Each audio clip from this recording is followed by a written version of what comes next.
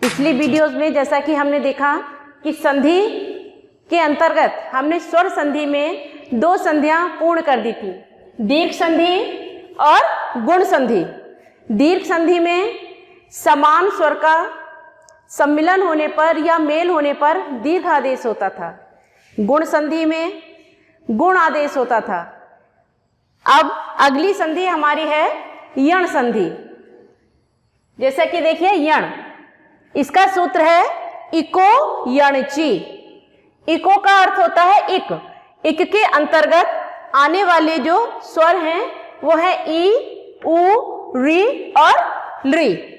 हमें सिर्फ इतना याद रखना है कि इक के अंतर्गत ये 4 स्वर ही होंगे। ये कैसे? हिरस्व अथवा दीर्घ, अर्थात हिरस्व भी हो सकती है ई, दीर्घ भी, हिरस्व उ या दीर्घ उ, हिरस्व री या दीर्घ री, इसी प्रकार हिरस्व या दीर्घ लृ। इन स्वरों के बाद यदि कोई भी असमान स्वर आता है, असमान का मतलब ई के बाद ई ना होकर अन्य कोई स्वर होना, तो क्रमशः उत्पन्न विकार के अनुसार य, व, र, ल हो जाता है। इसे इस प्रकार समझिए, जैसे हिरस्व अथवा दीर्घ ई या ई के बाद अ, क्योंकि ई के बाद अ जो है असमान स्वर है, तो ई को य आदेश हो जाएगा। दूसरा यहां समझने वाली बात यह है कि यण संधि के अंतर्गत जो असमान स्वर होगा वह ई में सम्मिलन नहीं होगा, ई में नहीं मिलेगा, वह अपने यथा स्थान रहेगा। परिवर्तन पहले शब्द के अंतिम स्वर में ही होगा, जो मैं आपको उदाहरण के माध्यम से समझाऊंगी। इसी प्रकार हिरस्व अथवा दीर्घ उ या उ के बाद असमान स्वर होने पर उ को व आदेश हो जाएगा। री या री के बाद असमान स्वर को होने पर री को रा आदेश और लृ को असमान स्वर होने पर ल आदेश हो जाएगा। इसे मैं उदाहरण के माध्यम से समझाती हूं, ध्यान दीजिएगा। उदाहरण के अनुसार देखिए, यदि प्लस अपि, यदि में अंतिम व्यंजन द है और इसमें स्वर जो है हिरस्व ई छिपा हुआ है, तो जब हिरस्व ई बाहर आ जाएगा तो यहाँ यद शेष रह जाएगा, अर्थात द हलंत हो जाएगा या आधा रह जाएगा। ई के बाद असमान स्वर अ है, असमान स्वर होने के कारण ई या में परिवर्तित हो जाएगी, अर्थात ई को या आदेश हो जाएगा। अ अपने स्थान पर यथावत रहेगा, आ में कोई परिवर्तन नहीं होगा। इसके आगे है अपि। यहां जो या होगा, चूंकि व्यंजन हमेशा अपूर्ण होता है, तो जब ई को या होगा तो यह व्यंजन भी अपूर्ण होगा। स्वर पूर्ण था लेकिन यहां व्यंजन अपूर्ण होगा, इस बात को ध्यान रखना है। चूंकि यहां पर यद शेष रह गया था, दा हम ऐसे लिखते हैं, मैंने कल भी बताया, तो जब दा आधा है तो हम दा का आधा भाग ले लेंगे, अर्थात ये, तो आधा दा हमारा ये रह जाएगा।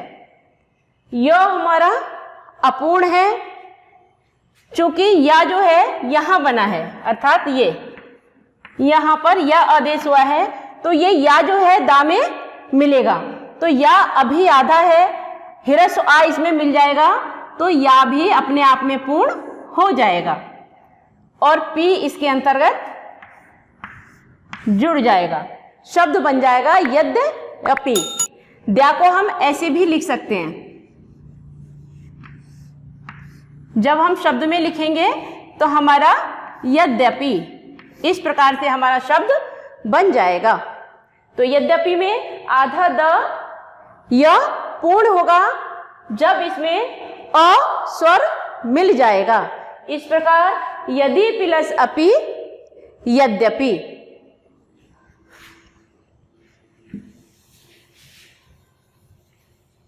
अगला उदाहरण देखिए, इत्यादि।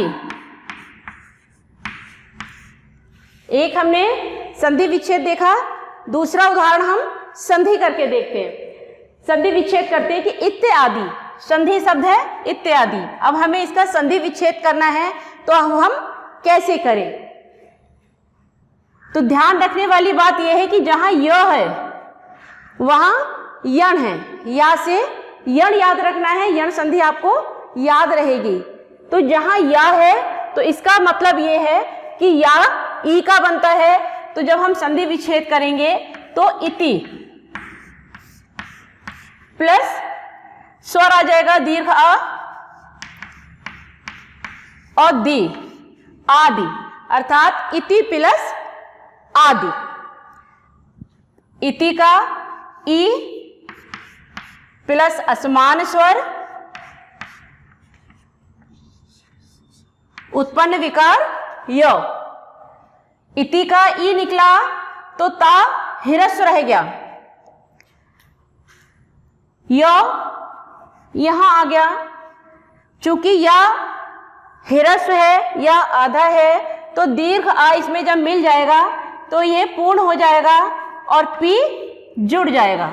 इस प्रकार शब्द बनेगा हमारा इत्यादि। अगला देखिए, ई का या इसी प्रकार उ को व आदेश कैसे होता है? सु प्लस आगत। सु में चूंकि उ है, हिरस उ बाहर आ गया तो ये सा आधा बचा। असमान स्वर दीर्घ आ होने के कारण उ को व आदेश हो जाएगा।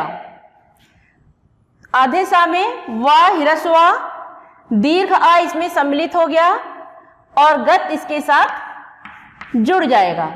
इस प्रकार शब्द बनेगा स्वागत। अगला उदाहरण देखिए,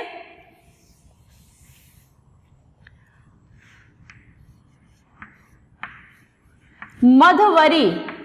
शब्द है मधवरी। देखने में बहुत कठिन लग रहा है और बनाना कितना आसान है। देखिए, मधवरी अर्थात मधु प्लस अरि। मधु का अर्थ होता है कामदेव और अरि का अर्थ है शत्रु, अर्थात कामदेव के शत्रु कहलाते हैं मधवरी। इसलिए शिव का पर्यायवाची शब्द है मधवरी।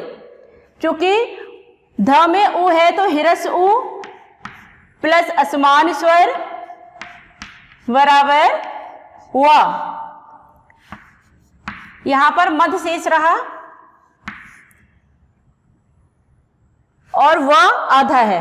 क्योंकि मध आधा रहा तो यहां पर हम इसको आधा ही लिखेंगे। फिर व हमारा आधा है किंतु इसमें हिरस्व अ समा जाएगा और री इसके साथ जुड़ जाएगा और हमारा शब्द बनेगा मधुवरी।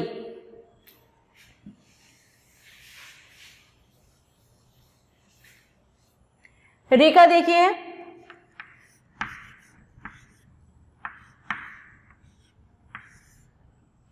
पितृ प्लस आज्ञा अर्थात पिता की आज्ञा।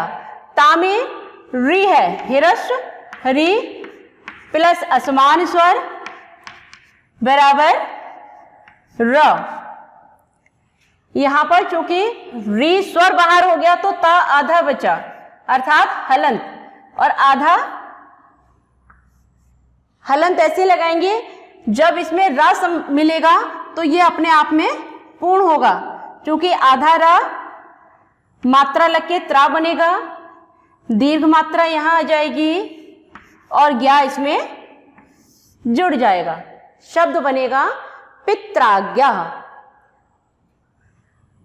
फिर से देख लीजिए, पितृ की री बाहर आने पर त आधा रह गया, अ बाहर आने पर यहां ज्ञा शेष रह गया, री के बाद असमान स्वर होने पर आदेश री को हुआ र। चूंकि व्यंजन अपूर्ण होते हैं इसलिए र हिरस हुआ। पित्राज्ञा में पित्त शेष बचा था, चूंकि रा यहां हुआ था तो ये हिरस्व आ इसमें समाहित हो गया, और रा हमेशा जब ता के साथ लगता है तो त्रा बनता है। रा यहां बना, दीर्घ मात्रा लगने से पित्राज्ञा शब्द उत्पन्न हुआ।